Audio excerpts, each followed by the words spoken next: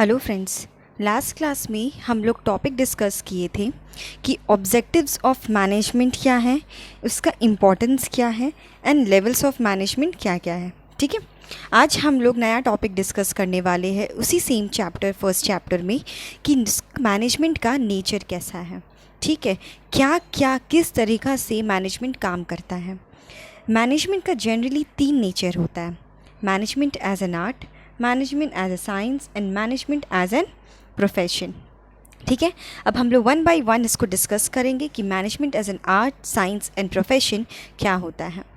ठीक है, management as an art, art मतलब क्रिएटिविटी, स्किलफुल।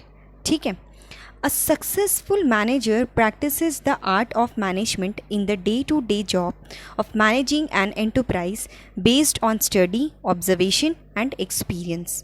ठीक है, जो सक्सेसफुल मैनेजर्स होते हैं, जो एक मैनेजमेंट टीम होती है, उसमें एक आर्ट होना चाहिए, स्किल होना चाहिए, ताकि वो डे टू डे जो भी बिजनेस एक्टिविटीज़ आ रहा है उसको वो कंप्लीट कर सके अपने ऑब्जर्वेशन से कि अगर हम लोग ये प्रोसेस करें तो ये सही होगा कि नहीं होगा, ऐसे करें तो सही होगा कि नहीं होगा, अपने ऑब्जर्वेशन से और अपने एक्सपीरियंस से उसे करना चाहिए। A good manager works through a combination of practice, creativity, imagination, initiative and innovation. जो भी एक गुड मैनेजर होता है वो हमेशा डिफरेंट कॉम्बिनेशन ऑफ प्रैक्टिस लगाता है, कुछ क्रिएटिविटी यूज़ करता है, कुछ अपना ही इमेजिनेशन से यूज़ करता है कि अगर ऐसे बनाए तो ऐसे कैसा रहेगा, ये सही है तो ये गलत है, कैसे करें कि हम लोग एक अच्छे से इफ़िशिएंट वर्क की तरह काम करें। ठीक है, A manager applies this acquired knowledge in a personalized and skillful manner in the light of the realities of the given situation.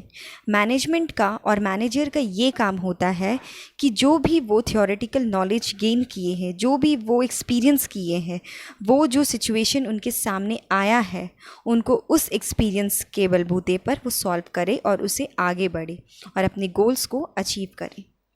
तो मैनेजमेंट एज एन आर्ट क्या हुआ? मैनेजमेंट एज एन आर्ट ये हुआ कि मैनेजमेंट को एक अपना skill, अपना क्रिएटिविटी, अपनी इमेजिनेशन और अपने ऑब्जर्वेशन से जो भी गिवन सिचुएशन दिया हुआ है उसको आपको फुलफिल करे और आप अपना गोल्स को अचीव कर सकें। Clear? The second one is management as an science. ठीक है, management as a science, science का मतलब होता है कि एक प्रिंसिपल, एक प्रूफ के बेसिस पे आपको आगे बढ़ना है। ठीक है, management has an systematized body of knowledge, it has its own theories and principle. ऐसे ही जैसे साइंस का खुद का एक फ़िलॉसफी होता है, खुद का एक प्रूफ होता है, खुद का एक बॉडी होता है नॉलेज का, उसी बेसिस पे मैनेजमेंट का भी ऐसे ही होता है। आगे जाके जब आप लोग कोर्सेज कीजिएगा हायर एजुकेशन में, आप लोग डिफरेंट मैनेजमेंट का प्रिंसिपल्स और उसका थ्योरीज पढ़िएगा। ठीक है, तो उसका भी एक बेसिकल एक थ्योरी होता है। ये हार्ड एंड रूल नहीं है कि आपको वो चीज़ फॉलो करना है, बट ये बताया जाता है कि हाँ, अगर आप इसे फॉलो करेंगे तो मे भी आपका ये बेटर रिजल्ट आ सकता है। Clear? Based on repeated experimentations and observation in different types of organization. बहुत सारे सिचुएशन ऐसे ही सेम सिचुएशन अदर ऑर्गेनाइजेशन में भी होते होंगे, तो उस सिचुएशन में वो लोग क्या स्टेप लिए होंगे, हम लोग वो भी उनका ले सकते हैं। ठीक है, तो मैनेजमेंट एज अ साइंस मतलब कुछ जो चीज़ हो चुका है, जो प्रूव्ड हो चुका है, उसके बेसिस पे भी हम लोग कभी कभार काम करके उसको इफ़िशिएंट बना सकते हैं। Clear? The third one is management as a profession. ठीक है, मैनेजमेंट एज अ प्रोफेशन मतलब कि मैनेजमेंट के लिए ज़रूरी नहीं कि डिग्री चाहिए, बट इट्स बेटर कि आप एक मैनेजमेंट का कोर्स और डिग्री और डिप्लोमा लेकर बैठे हैं एंड उसके बाद आप अपने थ्योरी को और आप अपने पढ़ाई को और अपने नॉलेज को उसको आगे बढ़ा रहे हैं। बहुत सारे डिफरेंट इंस्टीट्यूट है, बहुत सारे डिफरेंट कॉलेजेस है जिसमें मैनेजमेंट के लिए एक अलग स्पेसिफिक कोर्सेज अवेलेबल रहती हैं। आप अगर वहाँ पे जाकर आप अपने आप को आपको नॉलेज लेकर आप मैनेजमेंट के किस्में आएंगे तो इन कंपैरिजन जो आप नहीं पढ़े हैं उनको ज़्यादा बेनिफिशियल होगा। Clear? Management knowledge can be acquired at different colleges and professionals institutes and professionals institute. Clear? Professional knowledge and training is considered to be desirable qualification. मैंने क्या कहा? डिज़ायरेबल क्वालिफिकेशन है, मतलब आपको प्रायोरिटी दिया जाएगा, बट ऐसा नहीं है कि एक मैनेजमेंट के लिए, एक मैनेजर बनने के लिए आपको एक प्रोफेशन होना ही ज़रूरी है, but criterion has not been strictly met. Clear? तो क्या हम लोग नेचर ऑफ मैनेजमेंट पढ़े?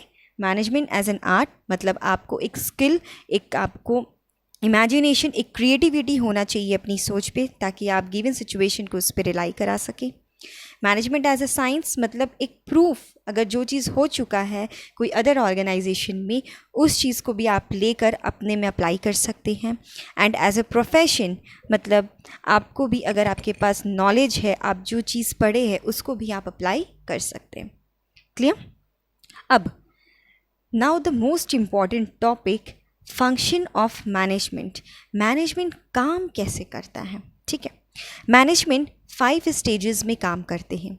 ठीक है, 5 बेसिक्स फंक्शंस ऑफ मैनेजमेंट है। The first one is planning. कभी भी हम लोग कोई भी तरह का काम करना शुरू करते हैं तो सबसे पहले हम लोग का काम आता है कि हम लोग उस काम को कैसे करें, that is planning of activities. ठीक है, जो भी आपको काम करना है उसके लिए हम लोग प्लान करें। Clear?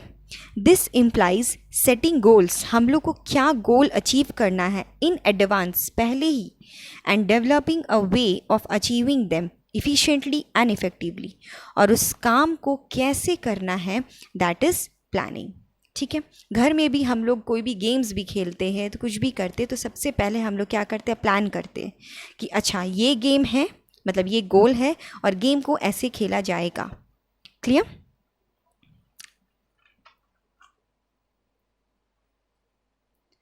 The second one is organising. ठीक है, ऑर्गेनाइजिंग मतलब कि जो भी काम, जो प्लान हम लोग किए हैं, अब उसको डिप्लॉय करना, उसको अलॉट करना। ठीक है, कि किस किस को क्या क्या काम करना है। जैसे हम लोग के घर में भी मेहमान आते हैं, जो भी आते हैं, तो एक उनका भी तैयारी कि हम लोग उनको मैनेज करना होता है।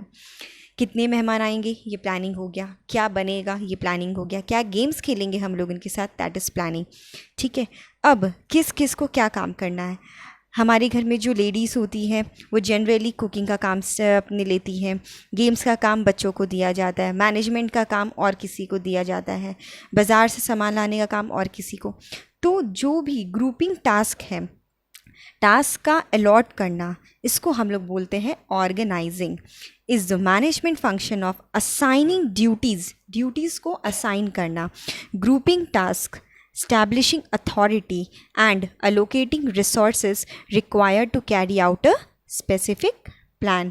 जो भी हम लोग प्लान किए हैं उसके लिए जो भी हम लोग प्लानिंग उसमें किए हैं उसका असाइन करना। Clear? The third one is staffing. Staffing मतलब ये एक ऑर्गेनाइजेशनल एक्टिविटी, ये एक ऑर्गेनाइजेशन में मैनेजमेंट का फंक्शन आता है। स्टाफिंग इन द सेंस, आपको नाम से पता चल रहा होगा, जो भी इस चीज़ में काम लगने वाला ह्यूमन बीइंग है, ह्यूमन रिसोर्स है, उसको इन्वॉल्व करना आप अपनी एक्टिविटीज़ में।